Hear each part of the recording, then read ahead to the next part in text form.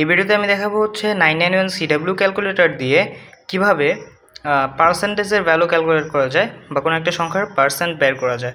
তো প্রথমে calculator on করার পর আমি দেখতে যাচ্ছি যে 366 নম্বরে 10% কত হবে।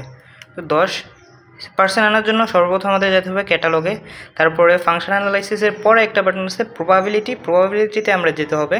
প্রবাবিলিটি যাওয়ার পরেই হচ্ছে পার্সেন্ট। এখানে দেখো ফ্যাক্টরিয়াল, তারপরে পারমুটেশন, কম্বিনেশনের চিহ্ন আছে, বাট আমরা কাজ করব হচ্ছে পার্সেন্টেজ নিয়ে। তো ওকেতে চাপ দিব, দেখো পার্সেন্টেজটা চলে আসছে, অর্থাৎ 366% হচ্ছে 36.6 বা 36.6। তো এটাকে আমরা এই পার্সেন্টেজ করতে তো অনেক সময় লাগে, এমনও বের করতে পারি। 366-র 10% বের করতে যাচ্ছি, তাহলে 10/100 করে দিব। পার্সেন্ট মানে কি 100 দিয়ে ভাগ তো নাকি, 10/100 করে দিলে সেম ভ্যালুটাই পাবো, দেখো 36.6। তো এভাবে আমরা পার্সেন্টেজের ভ্যালু ক্যালকুলেট করতে পারি ক্যাসিও 991 CW ক্যালকুলেটর দিয়ে।